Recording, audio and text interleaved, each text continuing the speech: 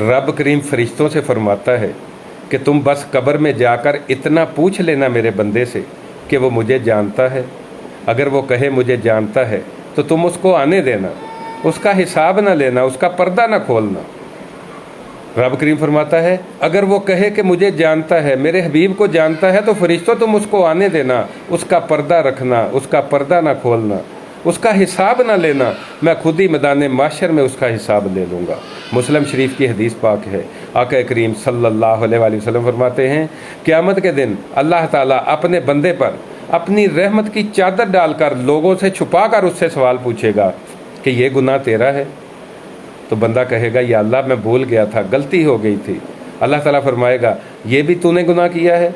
तो कहेगा या अल्लाह मैं भूल गया था, गलती हो गई थी। अल्लाह ताला फरमाएगा ये गुनाह भी तेरा है? तो कहेगा या अल्लाह मैं भूल गया था। जब अल्लाह ताला बंदे से गुनाहों का एतराफ़ करा लेगा तो बंदा सोचेगा कि पता नहीं अब मेरे साथ क्या होगा।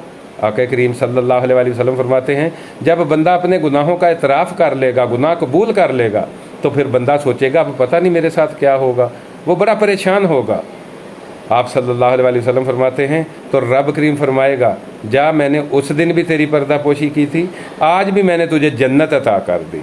सुभान अल्लाह। तो क़यामत के दिन भी अल्लाह की बारगाह अपने बंदों के ऊपर अपना फजल और करम फरमाएगा। सुभान अल्लाह।